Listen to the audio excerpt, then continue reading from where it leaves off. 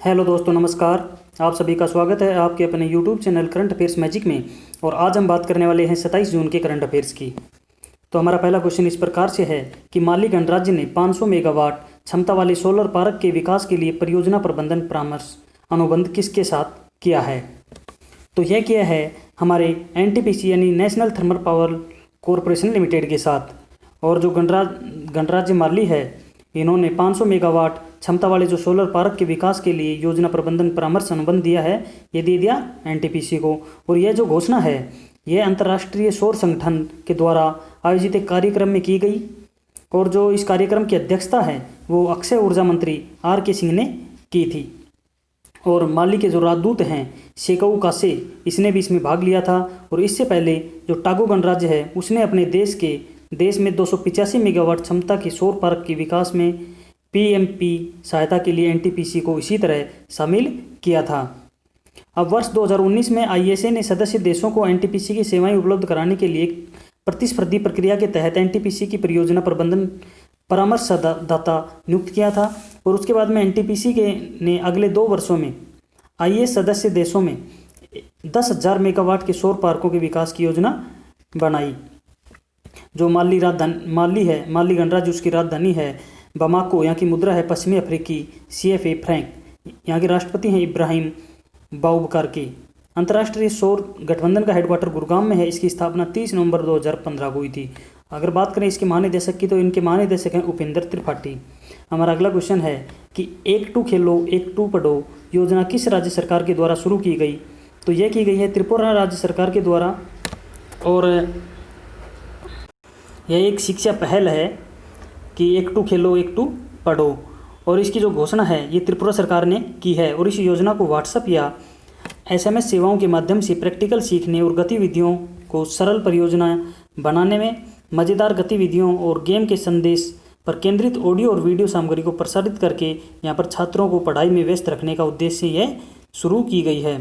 और इस योजना के अंदर जो अभिभावक हैं उनके स्मार्टफोन के माध्यम से एक्सेस किया जा सकता है।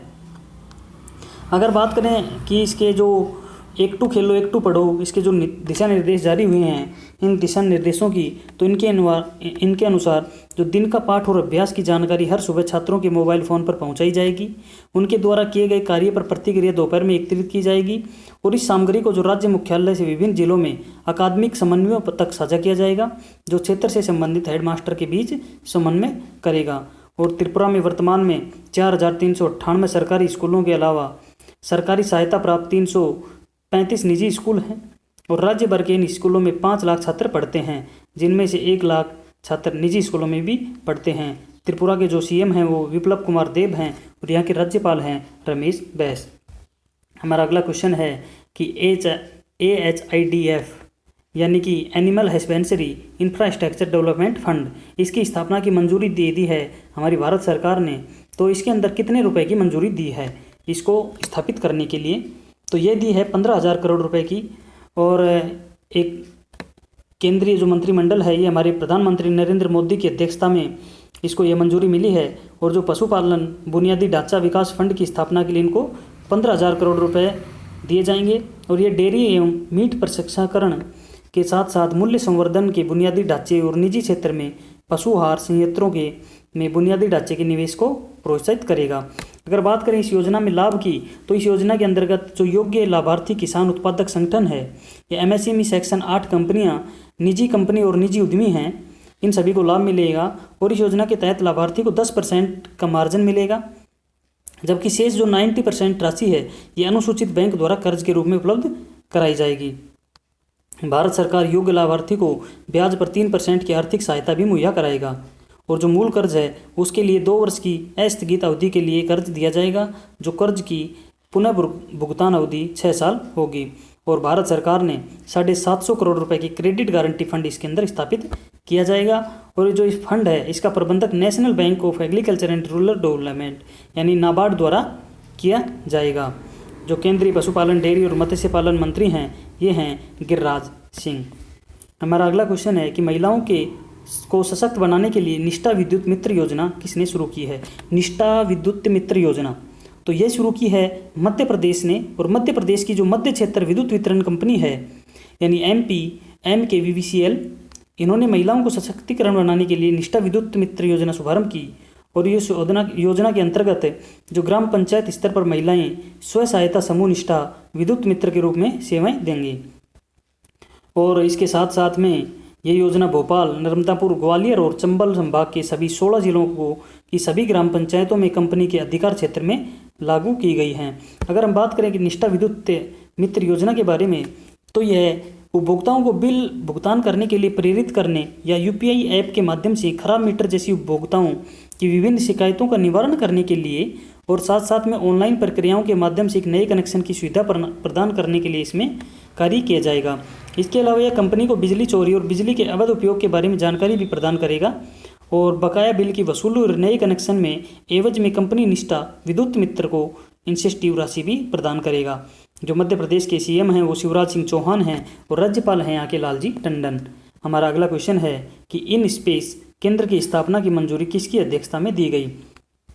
तो ये भारत में इन स्पेस केंद्र को स्थापित करने के लिए हमारे प्रधानमंत्री नरेंद्र मोदी की अध्यक्षता में केंद्रीय मंत्रिमंडल ने भारतीय राष्ट्रीय अंतरिक्ष संवर्धन तथा प्रमाणीकृत केंद्र यानी Indian national space promotion and authorised centre in space की स्थापना को मंजूरी दी है। यानी इसके जो अध्यक्ष थे वो थे नरेंद्र मोदी।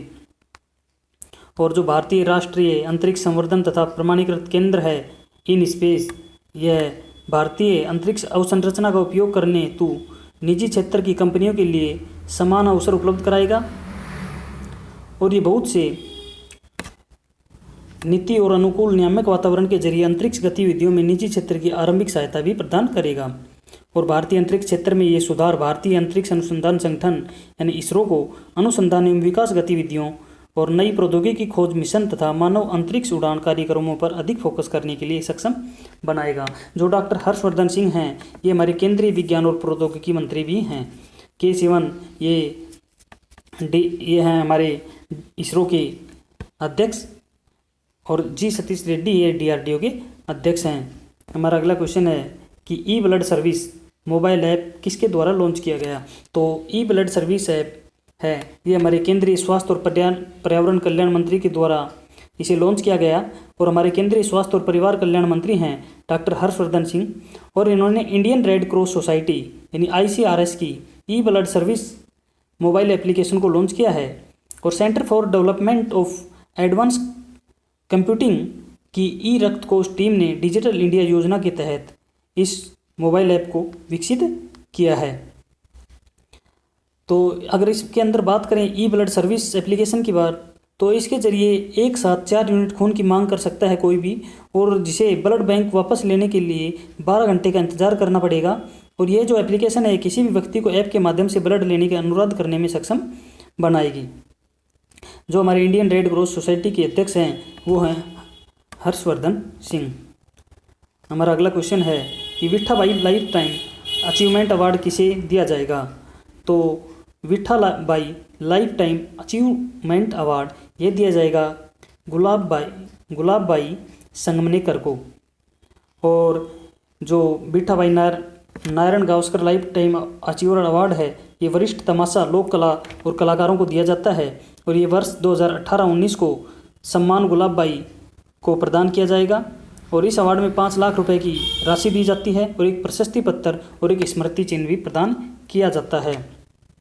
और जो मधुवंती दांडेकर हैं इनको दिग्गज थिएटर ऑन स्क्रीन चरित्र कलाकार यानी इनको अन्ना साहेब किर्लोस्कर पुरस्कार से सम्मानित किया जाएगा। इनको भी 5 लाख रुपए की नगद पुरस्कार राशि और एक स्मृति चिन्ह और एक प्रशस्ति पत्र दिया जाएगा। हमारा अगला क्वेश्चन है कि रचेल पृष्ठ के ने अंतर्राष्ट्रीय क्रिकेट से संन्यास की घोषणा की है, तो ये किस देश के लिए खेलते थे? तो ये खेलते थे न्यूजीलैंड के लिए और ये न्यूजीलैंड के एक विकेट कीपर बल्लेबाज थे जिन्होंने जो अंतर्राष्ट्रीय क्रिकेट से संन्यास लेने की घोषणा की है, ऐलान किया है। और यह 87 एक दिवसीय अंतर्राष्ट्रीय यानी ODI और 75 T20 मैचों में न्यूजीलैंड का प्रतिनिधित्व कर चुके हैं। हमारा अगला क्वेश्चन है कि international day against drug abuse and illicit trafficking कब मनाया जाता है? तो ये मनाया जाता है 26 जून को। यानी कि नशीली दवाओं के दुरुपयोग और अवैध व्यापार के विरोध का अंतर्राष्ट्रीय दिवस यह 26 जून को मनाया जाता है। और अब की बार जो इसका विषय रखा गया है, ये रखा गया है better knowledge for better care. और इसका मुख्य उद्देश्य है कि जो विश्व में नशीली दवाओं की समस्या है उसको समझकर उसमें सुधार करना, स्वास्थ्य शासन और सुरक्षा पर इसके प्रभाव को मुकाबला करने के लिए अधिक से अधिक अंतर्राष्ट्रीय सहयोग को बढ़ावा देना। और ये जो दिवस है इसको संयुक्त राष्ट्र महासभा के द्वारा 7 दिसंबर 1987 को 26 जून को नशीली दवाओं के दुरुपयोग के अंतर्राष्ट्रीय समुदाय को मुक्त करने लक्ष्य को प्राप्त करने के लिए कार्रवाई के सहयोग को मजबूत करने के लिए इसको एक प्रस्तावना थी 42/112 इसको अपनाकर 26 जून को नशीली दवाओं के दुरुपयोग और अवैध व्यापार के विरोध का अंतर्राष्ट्रीय दिवस के रूप में मनाए जाने का फैसला किया था। जो United Nations office on drugs and crime मुख्यालय है ये वीना ऑस्ट्रिया में है और इसकी स्थापना हुई थी 1977 में। और हमारा अगला क्वेश्चन है कि यातना पीड़ितों के समर्थन में संयुक्त राष्ट्र अंतर्राष्ट्रीय दिवस कब मनाया जाता है। तो यह भी मनाया जाता है 26 जून को, यानी यातना पीड़ितों के समर्थन में संयुक्त राष्ट्र अंतर्राष्ट्रीय दिवस यह भी 26 जून को मनाया जाता है और ये पूरी दुनिया में मनाया जाता है। और इसको भी जो संयुक्त राष्ट्र महासभा है उसने 12 दिसंबर 1977 को 52/149 के प्रस्ताव के द्वारा इसको पारित किया था और यह पहली बार 26 जून 1998 को मनाया गया था। और जो संयुक्त राष्ट्र का हेडक्वार्टर है वो न्यूयॉर्क में है और इसकी स्थापना हुई थी 24 अक्टूबर 1945 को और इसके जो महासचिव हैं वो हैं एंटोनियो गुटेरेस। अगला है निधन के बारे में।